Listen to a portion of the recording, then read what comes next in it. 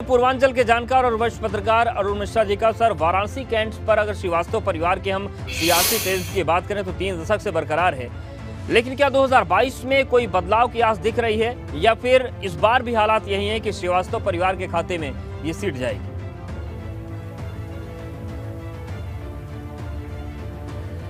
देखिए, जब मोदी लहर नहीं थी तब भी यह जो कैंट विधानसभा क्षेत्र है उसमें भारतीय जनता पार्टी की विचारधारा से जुड़े हुए लोगों की संख्या बहुतायत है, क्योंकि ये विधानसभा क्षेत्र है वो शहर का एक बड़ा हिस्सा उसी में शामिल है जी। गंगा घाट के किनारे के जो 3-3.5 किलोमीटर का इलाका है वो भी इसी विधानसभा क्षेत्र का हिस्सा है। गंगा पार के रामनगर का जो इलाका है वो भी इसी विधानसभा का हिस्सा है।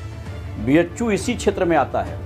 तो जो शहर का एक परिवेश है वो इस विधानसभा क्षेत्र के आते हैं, और सबसे बड़ी चीज़ है नई कॉलोनियाँ इस इलाके में बसी, इसी विधानसभा क्षेत्र में भी बसी। तो यहाँ के लोगों की जो सोच है, आप देखें तो मोदी जी नहीं थे इस बनारस में, तब भी भारतीय जनता पार्टी को भी वोट यहाँ देते रहे। जब मायावती की सरकार रही, अखिलेश की भी सरकार रही, तब भी यहाँ भाजपा को लोग वोट देते रहे हैं। वहाँ प्रत्याशी नहीं, वहाँ विचारधारा की बात है। इस विधानसभा क्षेत्र में लोगों की सोच में है कि हम भाजपा को ही वोट देंगे। अब आप देखेंगे एक आंकड़े उठा करके तो सन 74 में से लेकर के 77 में सत्तूर प्रकाश जी जब भारतीय क्रांति दल से, अभी जो भारतीय जनता पार्टी में MLC हैं सपा के, वो भाजपा में भी शामिल हुए हैं। वो भी 2-3 बार इस इलाके से विधायक बने थे, 3 बार। उसके बाद कांग्रेस तो कभी यहाँ थी ही नहीं, समझिए।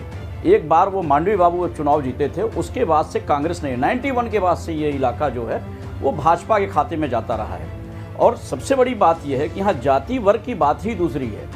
शहर के लोगों की सोच है कि शहर का कोई ऐसा प्रतिनिधि है जिनके बिल्कुल ये तमाम चीजें सर, और जो समीकरण वो भी आपसे समझेंगे। एक बार मुद्दे पे बात कर लेते हैं, और वो मुद्दे जो कि आने वाले विधानसभा चुनाव में वाराणसी कैंट विधानसभा सीट पर अपना अहम किरदार निभाने वाले हो सकते हैं। वाराणसी कैंट विधानसभा सीट का पहला बड़ा मुद्दा जल जमाव है, जिसकी वजह से अभी भी लोगों को परेशानी झेलनी पड़ती है। दूसरा बड़ा मुद्दा है सड़क का, जो पहले से बेहतर हालत में है। वहीं तीसरा बड़ा मुद्दा विकास का है, जिसे लेकर लगातार काम किए जा रहे हैं और इसको लेकर बातें भी होती रहती है। वाराणसी कैंट सीट से मौजूदा भाजपा विधायक सौरभ श्रीवास्तव का कहना है कि पीएम मोदी के मंत्री सबका साथ, सबका विकास और सबका प्रयास के मंत्र को लेकर काम कर रहे हैं। वहीं कांग्रेस से 2017 के रनर अप रहे अनिल श्रीवास्तव का दावा है कि गरीबों के लिए कैंट में कोई काम नहीं हुआ है। कैंट विधानसभा ने लगातार 91 से लेकर अब तक भारतीय जनता पार्टी को विजयी बनाया। हमारे प्रधानमंत्री जी कहते हैं सबका साथ, सबका विकास, सबका विश्वास, और इस बार लाल किले से उन्होंने जोड़ा सबका प्रयास।